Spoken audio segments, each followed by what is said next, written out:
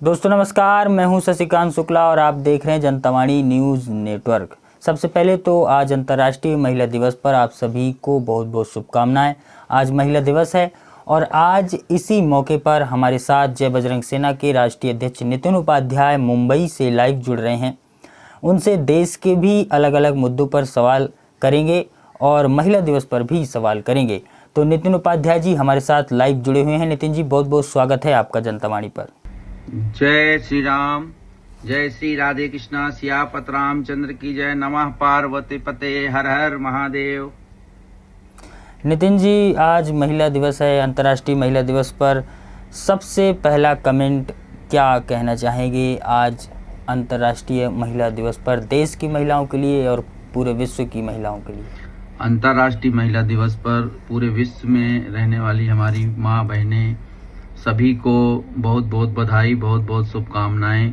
और जो हमारे देश में रह रही हैं उनको भी बहुत बहुत बधाई, बहुत बहुत शुभकामनाएं। ये महिला दिवस हर साल 8 मार्च को मनाया जाता है और मैं आम जनमानस से सभी से ये अपील करता हूँ कि सिर्फ 8 मार्च को नहीं अपितु हर रोज महिला दिवस मनाया जाना चाहिए। महिलाओं का सम्मान रोज करना चाहिए, तभी हम 8 तारीख को महिला दिवस मनाने का जो हमारा ये संकल्प है जो हर साल मनाते हैं वो पूर्ण होगा। जी नितिन जी, एक अभी देश में एक बड़ा मुद्दा चल रहा है जी। कुछ नेताओं ने, अपने ही देश के कुछ नेताओं ने अकबर और औरंगजेब को महान बता दिया है, जिसके बाद से विवाद शुरू हो रहा है।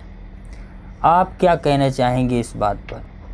देखिए, ये देश अकबर का नहीं है, ये देश रघुबर का है, भगवान राम का है, भगवान कृष्ण का है। और अकबर हो या बाबर हो या हुमायूं हो, ये आक्रांता है। इन्होंने हमारे देश पर आक्रमण किया, हमारे देश के मंदिरों को लूटा, हमारे देश के मंदिरों को तोड़ा, मस्जिदें बनाई। तो आक्रांताओं की तारीफ करना और मुगलों की तारीफ करना जो उनके वंशज होंगे वही करेंगे। ये देश महाराणा शिवाजी प्रताप का है, महारानी लक्ष्मीबाई का है और उनके जैसे महाराणा प्रताप का है। और हम महाराणा प्रताप महाराजा शिवाजी के वंशज हैं। ये देश रघुबर का है, प्रभु राम के हम वंशज हैं। तो हम जो भी मुगलों की तारीफ कर रहे हैं, तो मेरा देश की सरकार से निवेदन है कि इनको वहीं भेज दिया जाए। ये देश अकबर का कभी न था न कभी रहेगा। और जिनको औरंगजेब की कब्र ज्यादा पसंद है, जिनको औरंगजेब ज्यादा पसंद है, तो हो सकता है उनकी वो संतानें हों तो उनको औरंगजेब जिस देश का है वहीं पर भेज दिया जाए। ऐसे लोगों पर कड़ी कार्रवाई करके देशद्रोह का कानून लगाए के तहत इनके ऊपर कार्रवाई की जाए। जी जी नितिन जी, महिलाओं के बारे में आज तो अंतर्राष्ट्रीय महिला दिवस है, तो महिलाओं पर चर्चा ज़्यादा होगी, सीधी सी बात है।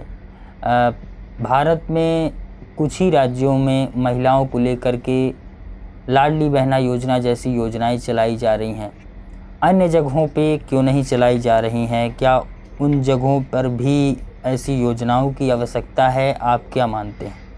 बिल्कुल, पूरे देश में महिलाओं के लिए योजनाएं चलाई जाना चाहिए और महिलाओं का सशक्तिकरण होना चाहिए। महिलाओं को अभी सरकार ने 33% का संसद और विधानसभा में भी आरक्षण दिया है। हम सरकार से मांग करते हैं कि महिलाएं पुरुषों के बराबर हैं। महिलाएं भी रिक्शा से लेकर हवाई जहाज तक चलाती हैं। महिलाएं भी बिल्डिंग में वॉचमैन से लेकर सीमा पर प्रहरी तक का काम कर रही हैं। तो उनको भी समानता का अधिकार दिया जाए और 50% का महिलाओं को आरक्षण दिया जाए। हालांकि आज हमारे देश के प्रधानमंत्री जी का मैं अभी न्यूज में देख रहा था, उन्होंने आज महिला दिवस पे महिलाओं का सम्मान करते हुए आज उनकी सुरक्षा में सिर्फ महिलाएं ही थीं। एडीजीपी से लेकर और जो सैनिक बल है 2165 सैनिक और एडीजीपी, एसपी, डीएसपी सभी महिलाओं का उन्होंने सम्मान किया और उनके सुरक्षा में सिर्फ और सिर्फ महिलाओं को ही लगाया गया। तो इससे ये होता है कि ये सरकार जो है महिलाओं के प्रति चिंतित है। अभी देखिए, दिल्ली का चुनाव था, वहां पर भी एक महिला को ही मुख्यमंत्री बनाया गया है, श्रीमती रेखा गुप्ता जी को। तो महिलाओं को सरकार आगे बढ़ा रही है और हम सरकार से, माननीय प्रधानमंत्री जी से, जिस प्रकार उनका महिलाओं के प्रति, उनका ट्विटर हैंडल भी एक महिला ही हैंडल कर रही है, तो जिस प्रकार प्रधानमंत्री जी महिलाओं के प्रति सचेत हैं, उनको आगे बढ़ाने में लगे हुए हैं, हम निवेदन करेंगे कि 50% का हक दिया जाए। और जो हमारे देश में मुस्लिम महिलाएं हैं, वो भी देखिए इस देश की महिलाएं हैं, और माननीय प्रधानमंत्री जी ने, भारतीय जनता पार्टी की सरकार ने ट्रिपल तलाक का कानून लाकर उनको कुछ राहत दी है, परंतु ये भी जमीन पर लागू नहीं है। आज भी बहुत सारे कट्टरपंथी हैं, कट्टरपंथी सोच के लोग जो कि 2-2, 3-3 शादियां कर रहे हैं, इनके ऊपर कड़ी कार्रवाई होनी चाहिए। और इस देश में चाहे वो हिंदू महिला हो, मुस्लिम महिला हो या क्रिश्चियन महिला हो, सभी को समान अधिकार है। तो इनको जो जबरदस्ती बुर्का पहनाया जाता है, इनको हिजाब के लिए बाधित किया जाता है, अगर नहीं करते हैं तो इनके खिलाफ फतवा जारी कर दिया जाता है। ऐसे लोगों को, ऐसे कट्टरपंथियों के लिए कड़े कानून बनाकर और इस देश में नकाब और हिजाब दोनों बैन किए जाना चाहिए। ये सब स्वेच्छा का विषय है, जिसकी स्वेच्छा होगा वो पहनेगा, जिसकी नहीं होगा वो नहीं पहनेगा। तो महिलाओं को समान अधिकार जब ही मिलेगा जब ये दो चीजों पर बैन और लग जाए। जी, मुगलों का इतिहास मिटाने का एक आरोप इस सरकार पर लग रहा है, इस पर आप क्या कहना चाहेंगे नितिन जी? देखिए, मैंने आपको बताया कि ये देश अकबर का नहीं, रघुबर का है। तो यहाँ पर इतिहास तो भगवान राम का ही रहेगा और भगवान राम का ही था। रही बात आज से पहले सरकारों ने, स्वतंत्रता के बाद से, या अब हम कहें कि स्वतंत्रता के पहले, हमारे जो पाठ्यक्रम हैं उनमें प्रभु राम का, भगवान कृष्ण के चरित्र को नहीं बताया गया और इनको ही महान बताया गया है। तो धीरे धीरे चलकर आगे हम चाहते हैं सरकार से कि रामायण जैसा हमारा परम पुनीत ग्रंथ है उसको पाठ्यक्रम में सम्मिलित किया जाए, जिससे लोगों को पता चले कि अकबर महान नहीं था, भगवान राम मर्यादा पुरुषोत्तम राम थे। अकबर तो एक अय्यास राजा था जिसकी 25 पत्नियां थीं और मतलब ऑन रिकॉर्ड 25 हैं। तो अय्यासों का इतिहास जो हमको आज तक पढ़ाया गया है, जो हमको बताया गया है, और ऐसे अय्यासों को महान बताना ये बहुत बड़ी मूर्खता है। और सरकारों ने स्वतंत्रता के बाद से, या अब हम कहें कि स्वतंत्रता के पहले, हमारे जो पाठ्यक्रम हैं उनमें प्रभु राम का, भगवान कृष्ण के चरित्र को नहीं बताया गया और इनको ही महान बताया गया है।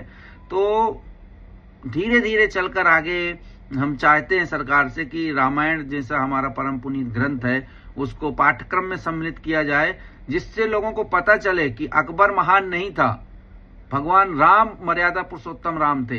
अकबर तो एक अय्यास राजा था जिसकी 25 पत्नियां थीं और मतलब ऑन रिकॉर्ड 25 हैं। तो अय्यासों का इतिहास जो हमको आज तक पढ़ाया गया है, जो हमको बताया गया है, और ऐसे अय्यासों को महान बताना ये बहुत बड़ी मूर्खता है।